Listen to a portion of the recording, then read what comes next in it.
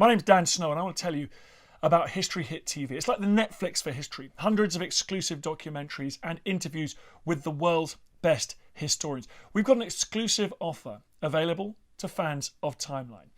If you go to History Hit TV, you can either follow the information below this video or just Google History Hit TV and use the code TIMELINE.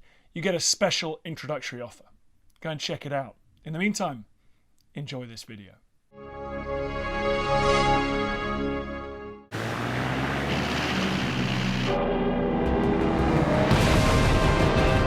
It starts with an horrific surprise attack,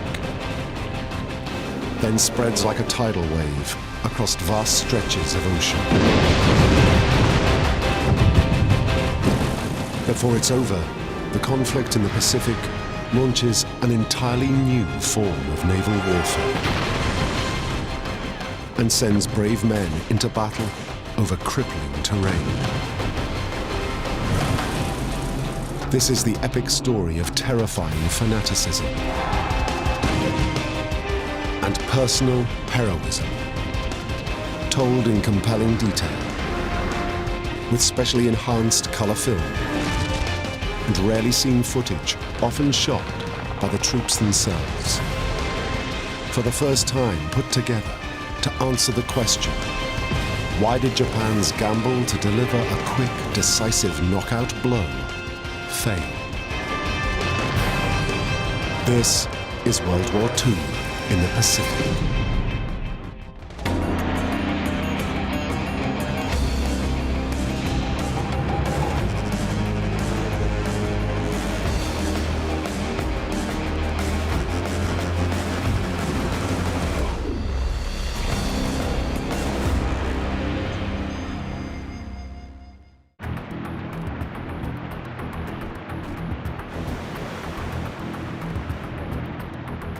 November 26th, 1941. North of Japan's Kuril Islands, a huge Japanese fleet sets off on a secret mission across the Pacific.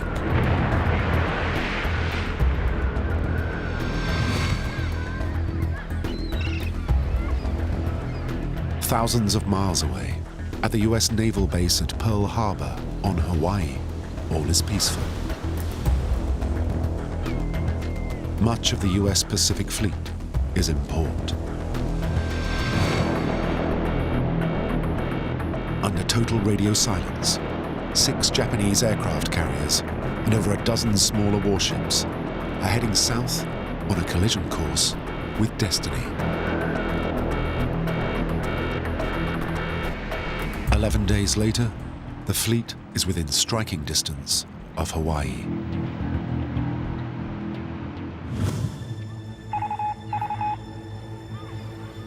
At Pearl Harbor, American troops are waking up to another beautiful day.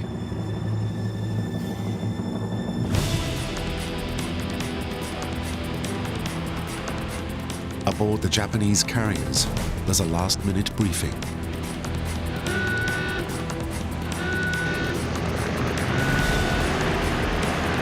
Then a wave of over 180 warplanes takes off. An hour later, they're over Pearl Harbor.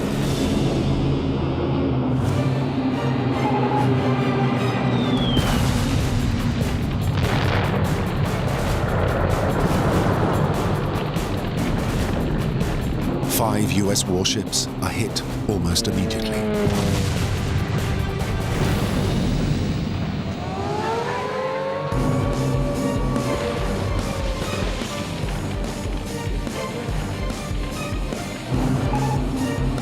Within an hour, 2 US battleships are sinking, 2 capsize, and 2 more are badly damaged.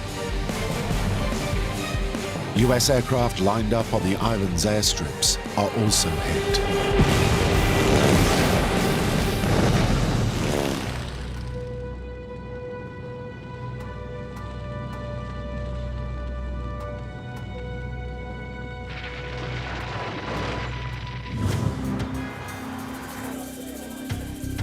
As news of the attack spreads across America, there's shock and horror.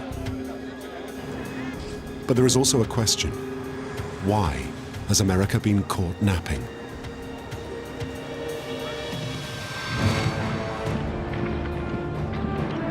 The answer? Until recently, Japan and America have been friends. But with the Great Depression, Japan catches the same disease as Europe, crazed nationalism. In Germany, Hitler grabs world attention as he seizes power.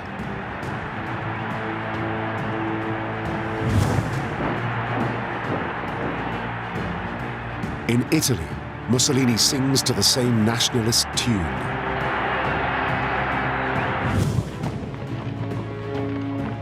Now in Japan, a new militaristic regime vows to restore the country's greatness through force.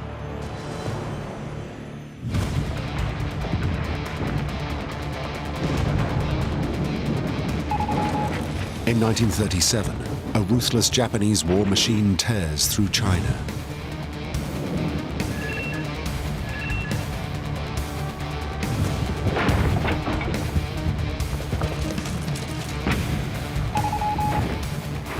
Three years later, they expand their brutal actions with the invasion of the former French colonies of Cambodia, Vietnam, and Laos. It's a move that finally forces America to react.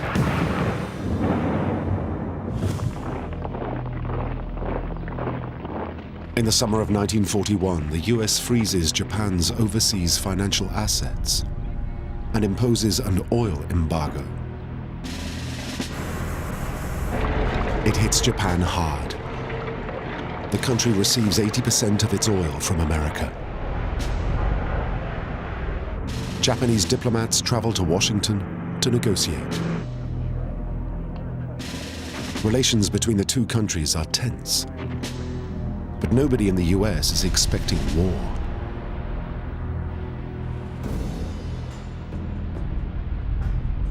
Then a new Japanese leader takes control.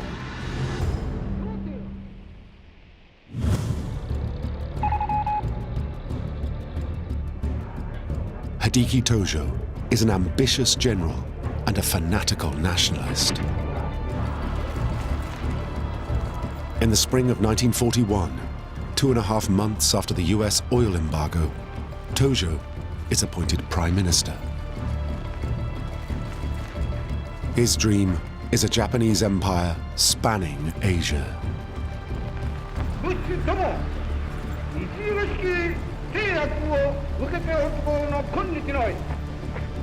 Tojo isn't interested in negotiations with the US. He's secretly planning for war.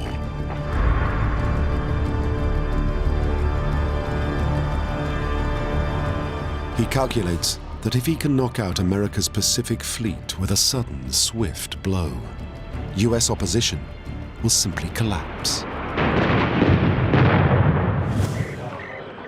In early December 1941, the US War Department intercepts warnings of an imminent Japanese attack.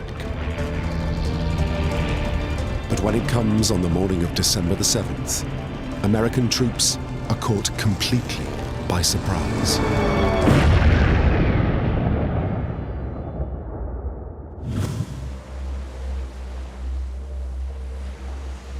But if Japan believes she's delivered the knockout blow to US naval power in the region, she's wrong.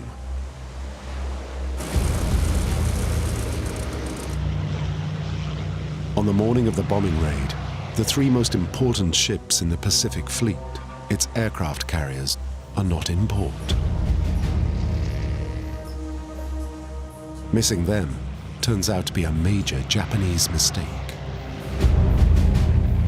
Yet in the immediate aftermath of Pearl Harbor, America will be caught napping again and again.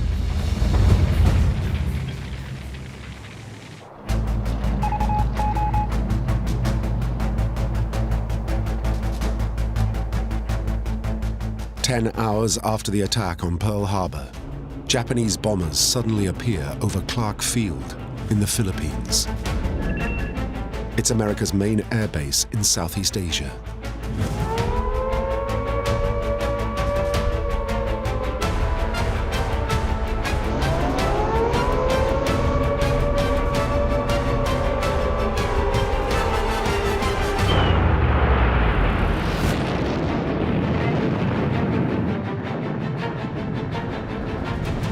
followed by a second attack by Japanese Zero fighters.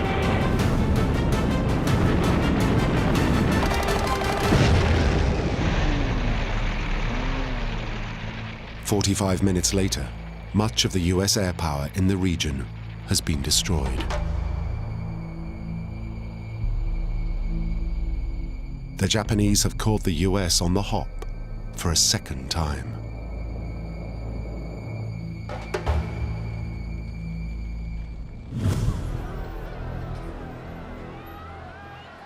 In America, shock turns to outrage.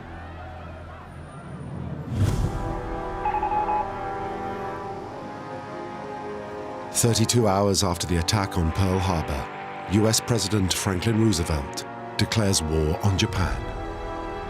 Since the unprovoked and dastardly attack by Japan, a state of war has existed between the United States and the Japanese Empire.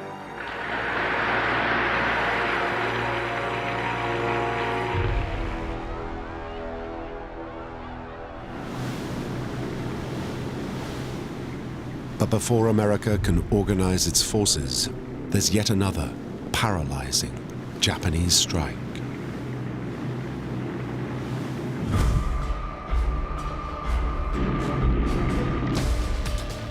Within days of the air attack on the Philippines, thousands of Japanese ground forces swarm ashore.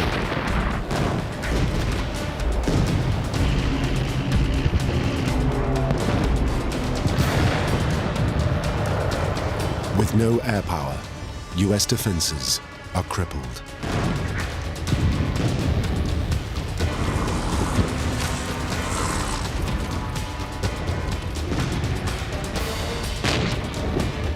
In a series of swift, ruthless assaults, the Japanese fan out across the country.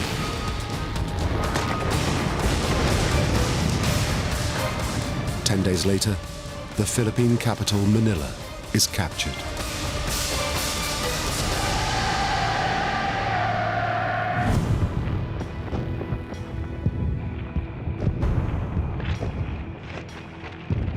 For the US commander in the region, it's a humiliation.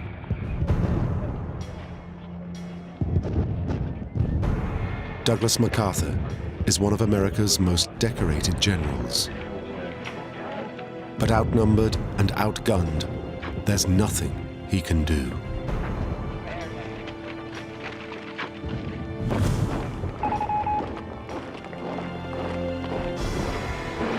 Finally, in early March, under orders from the American president, MacArthur flies out to Australia. The US regard him as too important to run the risk that he might be taken prisoner. MacArthur vows to return. But the Japanese have just bombed the northern Australian town of Darwin.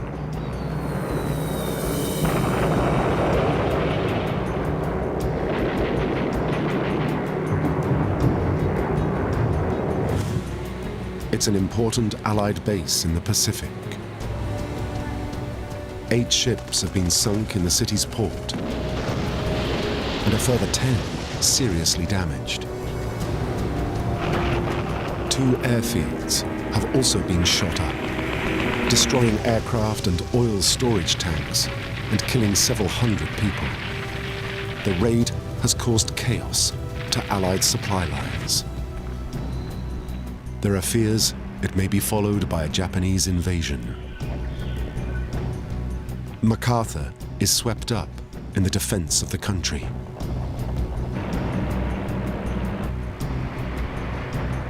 The Philippines will have to wait.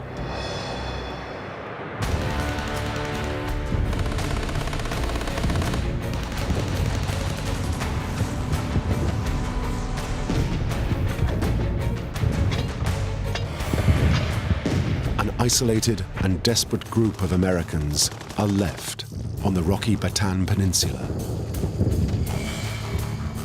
They dig in and wait for help. nothing comes. "We are the battling bastards of Bataan," they proclaim bitterly. No Papa, no Mama, no Uncle Sam.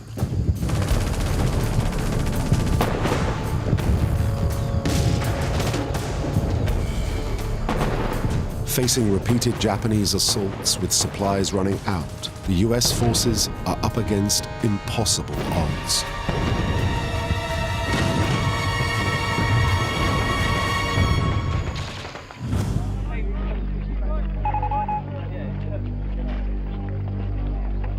After 4 months of savage fighting, 70,000 US troops and their Filipino allies surrender. Up to 10,000 of them will die on the Bataan Death March before they even reach Japanese prisoner of war camps.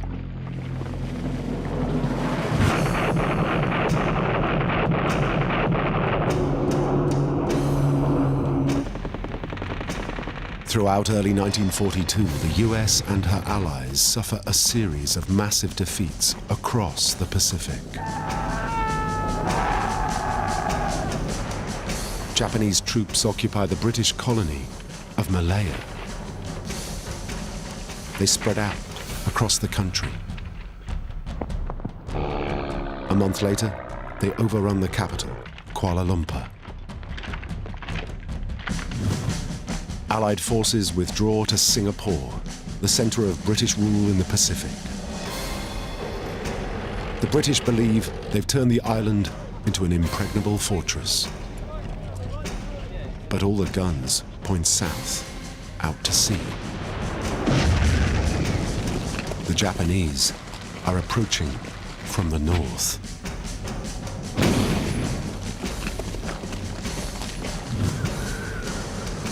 Britain sends 2 warships to attack Japanese troop convoys.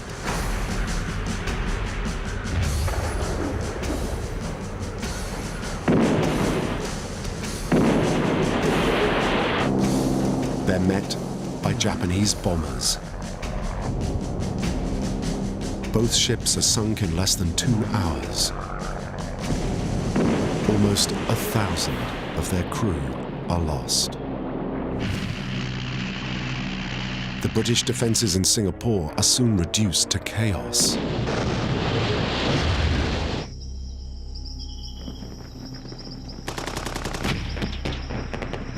A force of over 90,000 Allied troops surrender.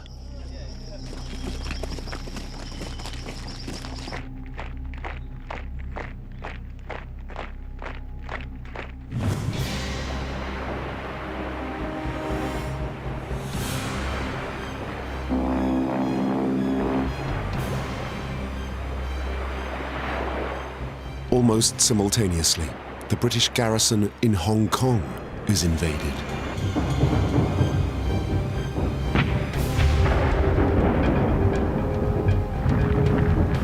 It takes the Japanese just 2 weeks to overrun it.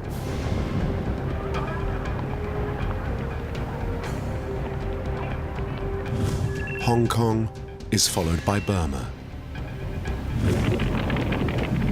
The country's defenses have been neglected. Within 2 months, the Japanese have seized the capital, Rangoon. 8 weeks later, Japan controls the whole country. Across the Pacific, the dominoes are falling. It's time for America and her allies to fight back. The big question, how?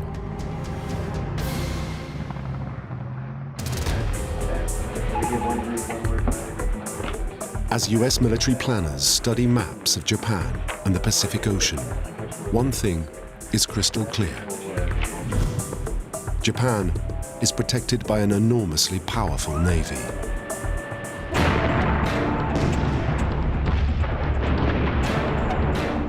A seaborne assault so soon after the crippling attack on the US Pacific Fleet in Pearl Harbor would be suicidal. But an airborne attack is equally impossible. The nearest US base had been in the Philippines. Now the closest bases are in sites like the Hawaiian archipelago.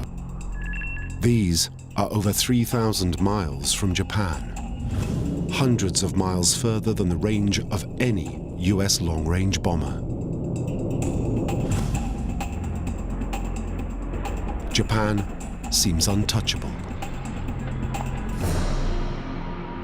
Or is she?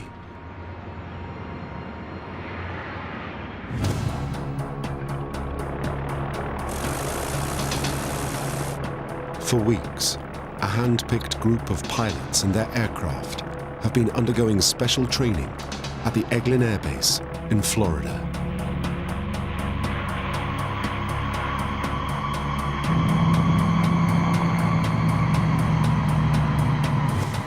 The plan is to transport a small force of B-25 Mitchell bombers by aircraft carrier to within 400 miles of Japan. From there, they'll launch a bombing raid on Tokyo.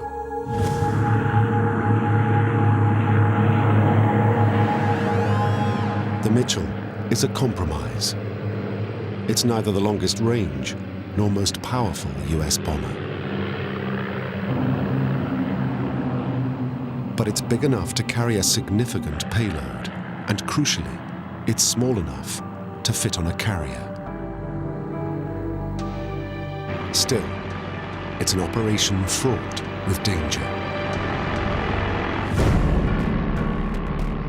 Aircraft carriers are not designed to be used by bombers. Their flight decks are too short, and the bombers are too big and heavy. At the Florida Air Base, the Mitchells are stripped down to remove unnecessary weight. They're fitted with extra fuel tanks to increase their range. The pilots are put through an exhaustive and costly training program.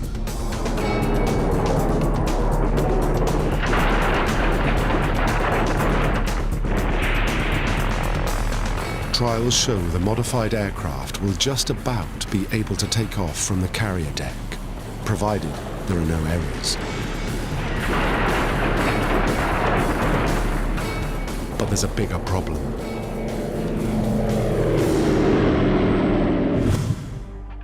The Mitchells may be able to take off from a carrier, but the flight deck is too short for them to return and land.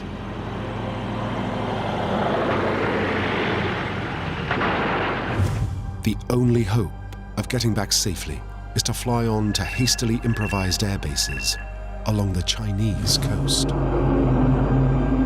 Even then, the Mitchells will be flying at the very limit of their range, possibly beyond it. It's a potential suicide mission.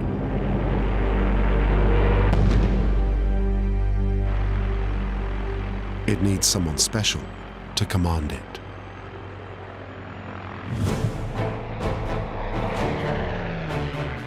The man put in charge is one of America's most celebrated flyers. His name?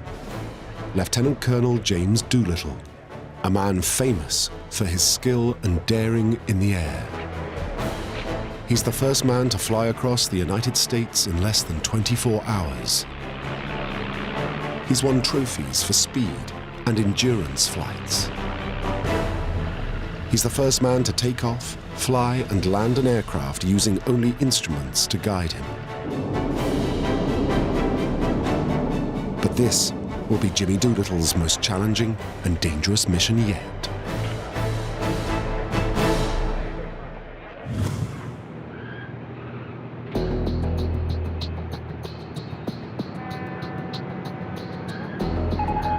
Four months after the devastating attack at Pearl Harbor, America is finally ready to strike back. The USS Hornet set sail from San Francisco with 16 B-25 Mitchell bombers strapped to her deck. They're too big to be stored below.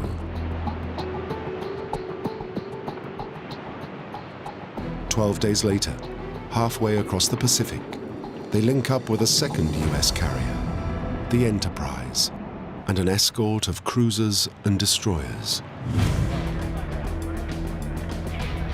On April the 17th, there's a small ceremony aboard Hornet. Japanese medals, donated to US servicemen during a state visit to Japan in 1908, are ceremonially strapped to one of the huge 500-pound bombs.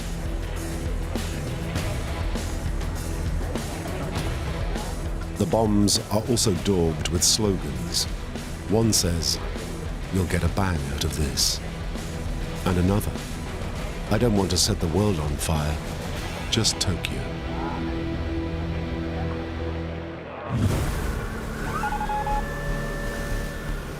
"16 days after leaving the US, the Hornet is within striking distance of Japan. But then, there's an emergency. Radar operators on Enterprise locate 2 Japanese boats nearby. A message is flashed to the Hornet. 2 enemy surface craft reported.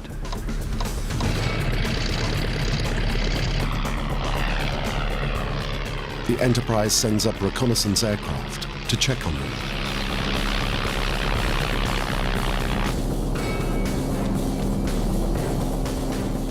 They find a small patrol boat, then a couple more. They appear to be part of a Japanese early warning system. The US warships open fire.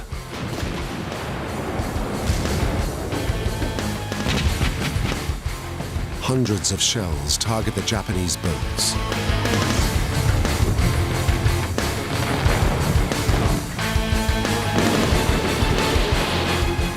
One sinks. But has word got out of the approaching US fleet? The Americans face a dilemma. Steam on and risk being trapped by the Japanese Navy, or launch their aircraft immediately, even though they're further from Japan than planned. The US commanders decide it's too risky to delay the attack. But it will mean Doolittle and his men, already flying at the limit of their range, will now have to fly even further. At 8 a.m., a message is flashed to Hornet. Launch planes. To Colonel Doolittle and gallant command, good luck and God bless you.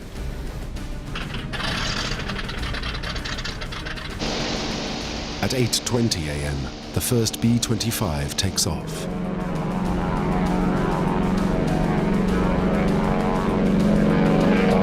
Huge waves turn the carrier deck into a seesaw. The other aircraft follow at brief intervals. A man at the end of the deck watches the dips so the aircraft can take off on a rising deck.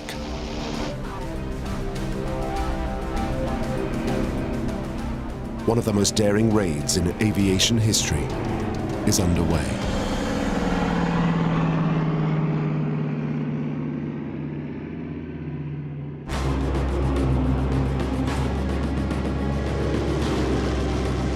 Four hours later, the Doolittle Raiders are over Tokyo.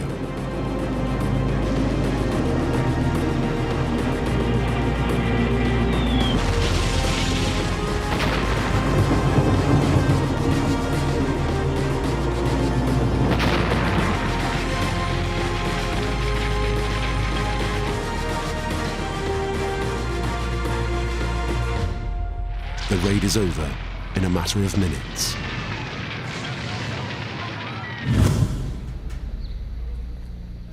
Though the physical damage is minimal, the emotional damage to the Japanese people is profound.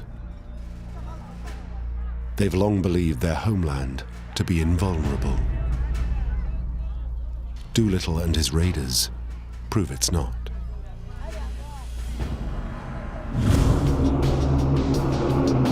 Several hours later, the Americans are on course for the landing strips in China. none of them will make it. Over the China Sea, they run into a fuel-sapping headwind, which forces all to ditch.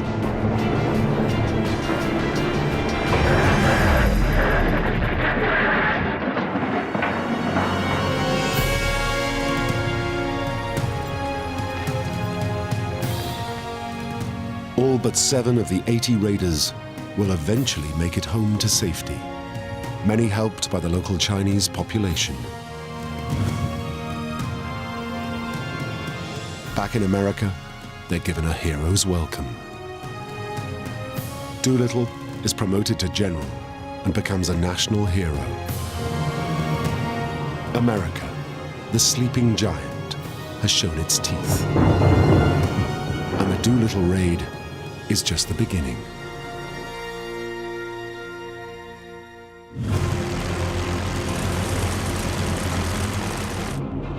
What the raid shows is that the Japanese gamble at Pearl Harbor has failed. America is finally ready to unleash a whole new form of naval warfare. One that will transform the war in the Pacific entirely.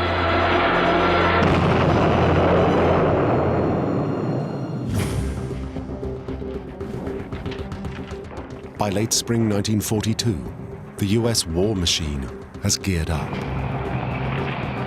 Civilian factories turn over to armaments. Aircraft production soars. Typewriter factories are converted to rifle production.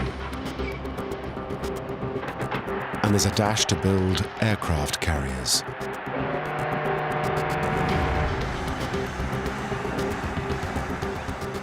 US Secretary of the Navy Frank Knox speaks for many when he announces, "The Japs started this war.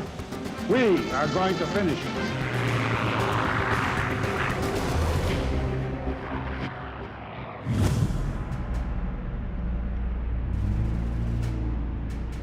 Tokyo's response to the April 1942 Doolittle raid is typically swift and thorough. Hideki Tojo, the Japanese Prime Minister, orders military planners to build a defensive ring of land bases around Japan's empire. The idea? To secure Japan's vital supplies of natural resources like oil. Half the ring is already in place. Japan controls most of the Chinese coast, Southeast Asia, and the Philippines.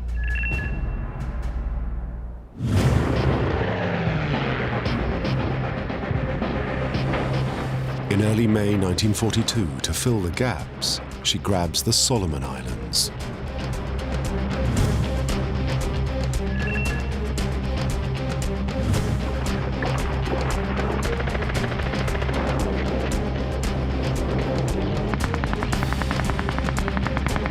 Two days later, a powerful Japanese fleet steams into the Coral Sea, hoping to capture Papua New Guinea.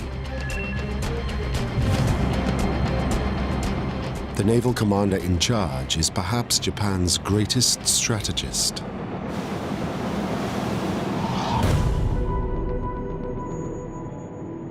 Admiral Isoroku Yamamoto was the mastermind behind the attack on Pearl Harbor.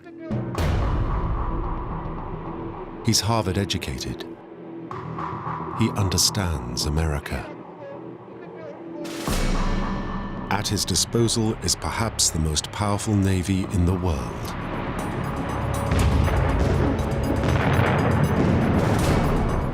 It includes 3 aircraft carriers, 9 cruisers, 15 destroyers, and dozens of support vessels. But Yamamoto is not the only top naval commander in the region.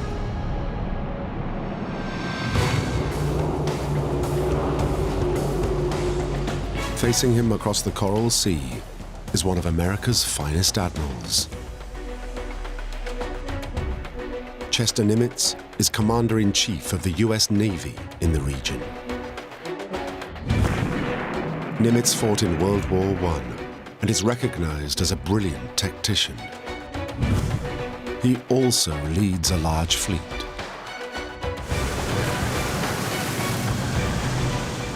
It includes 2 aircraft carriers and an assortment of cruisers and destroyers.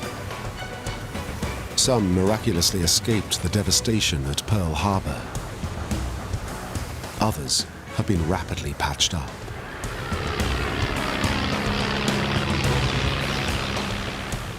As the 2 huge fleets approach each other, naval warfare is about to change forever.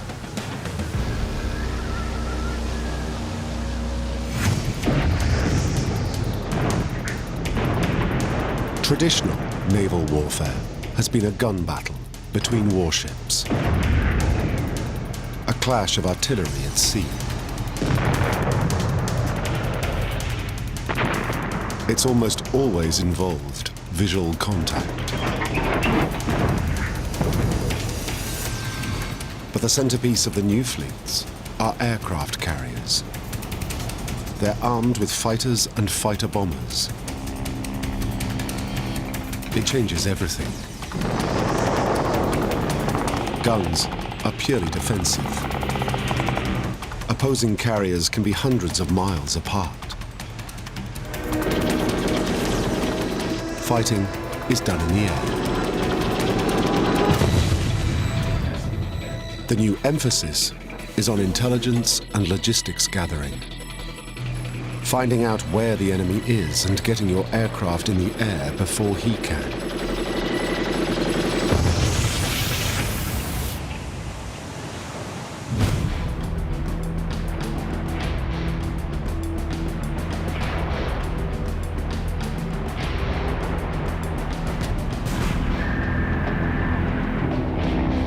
For 2 days, the US and Japanese fleets send up aircraft to scout the Coral Sea.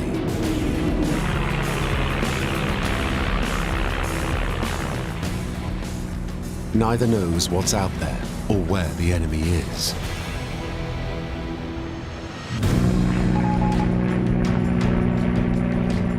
Finally, US warplanes locate the Japanese carrier Shoho. Nimitz sends up dive bombers.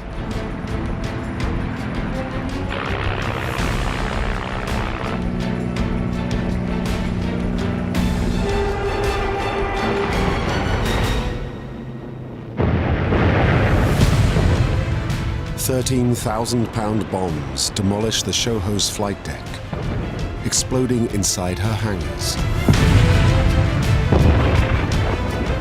Hours later, she will sink. The Battle of the Coral Sea has begun.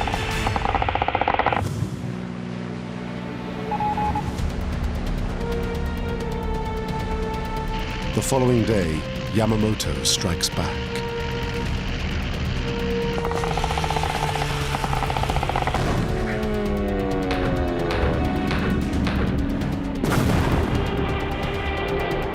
The Japanese locate the US carrier Lexington. Yamamoto sends up Zero fighters. The Lexington is soon damaged.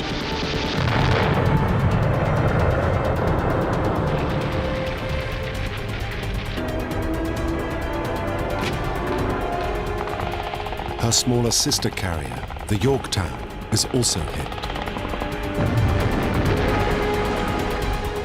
A bomb penetrates 4 decks before exploding. 37 men are killed.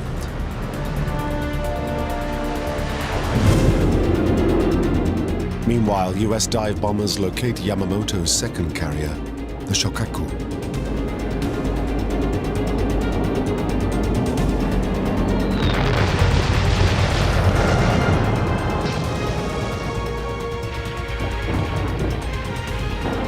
Her deck is so badly damaged, she can no longer be used by aircraft.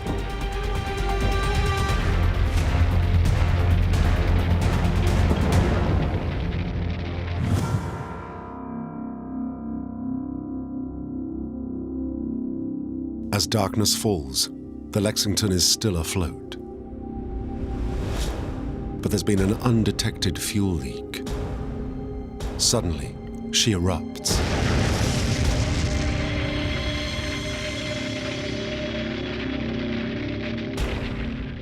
Amazingly, all but 215 of the nearly 3,000 men on board are rescued.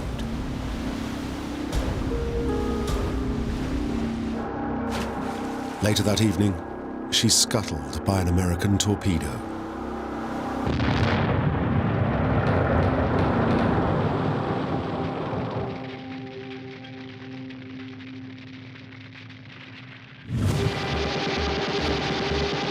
The Battle of the Coral Sea is a stalemate. But for the first time, the US has taken on the powerful Japanese Navy and equaled it. The myth of Japanese invincibility is broken. It's time for America to drive home its advantage. And it's got just the weapon to do it.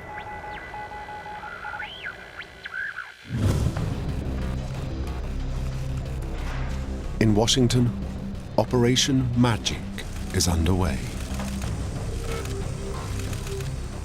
A top-secret team of US codebreakers has successfully cracked the Japanese military codes.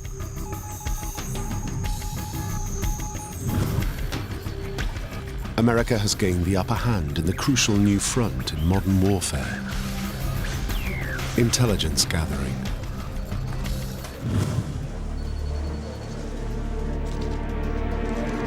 In late May, Magic reports Japanese plans for a surprise attack on target AF. AF is clearly somewhere in the mid-Pacific. But where?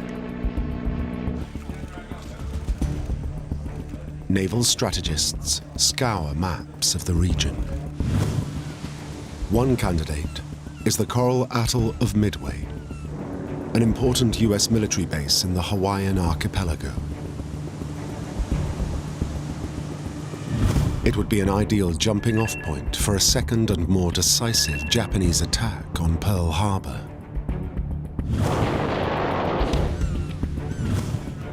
To confirm their hunch, the US codebreakers set a trap. The American base on Midway is instructed to send an uncoded message reporting problems with its water desalination system.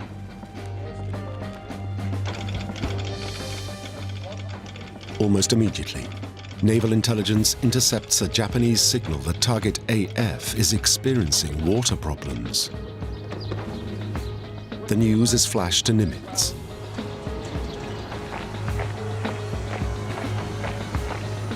He now knows exactly where the Japanese will strike next.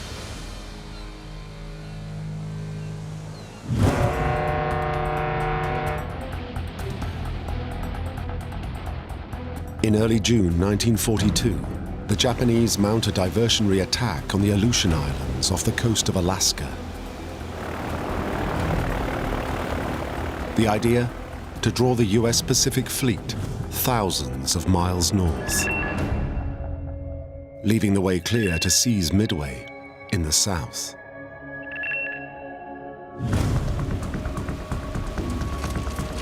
But thanks to the codebreakers, Nimitz ignores the attack.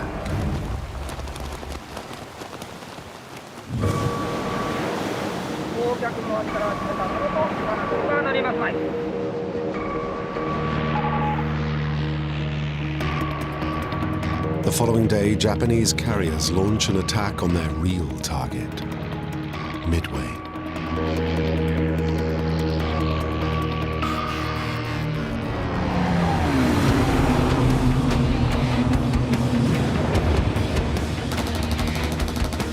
But the US base is prepared and sends up a strong force of fighters.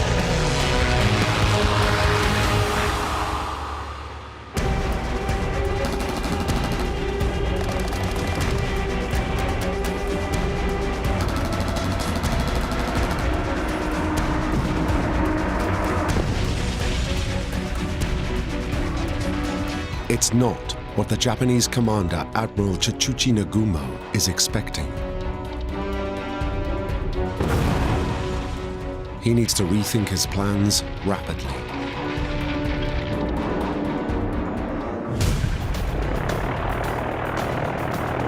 Nagumo has kept a number of aircraft in reserve, loaded with bombs and torpedoes designed to attack ships. It's a precaution in case the US Navy shows up unexpectedly.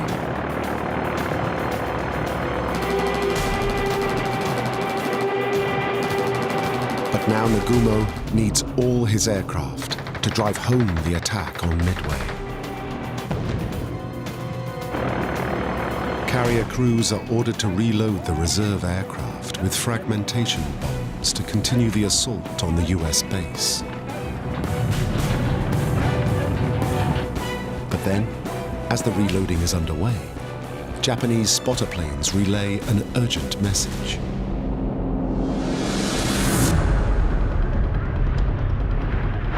Three huge US aircraft carriers backed by warships are bearing down on them.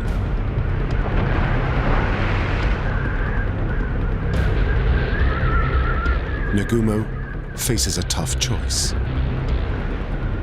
Should he continue the attack on Midway, or should he rearm his bombers to attack the US fleet? He hesitates. It's a fatal mistake.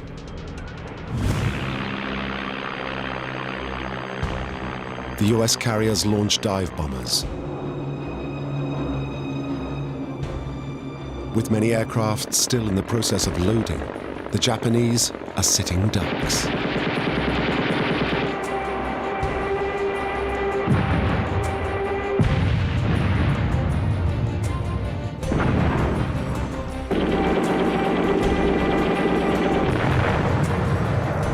Within 5 extraordinary minutes, the American dive bombers reduce 3 of Japan's largest aircraft carriers to flaming wrecks.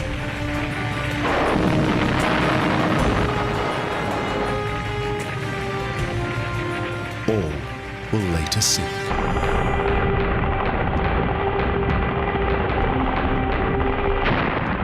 In reply, that afternoon the Japanese damage beyond repair the US carrier Yorktown.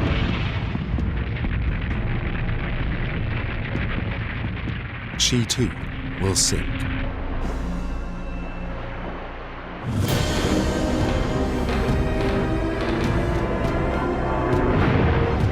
Meanwhile, America's bombers score a direct hit on a 4th Japanese carrier. She turns into a blazing pyre. For the Japanese, the attack on Midway is a disaster. Her navy has lost 4 of its finest carriers. It's also lost well over 2,000 sailors. A decisive moment. Months earlier, Japan had gambled all to push America out of the Pacific with a swift, decisive blow against the US Navy. The gamble has failed. The US now rules the waves. But the war in the Pacific is far from over. Japan is still undefeated on land and a powerful, threatening force in the air. The next few years of war will be devastating and deadly for both sides.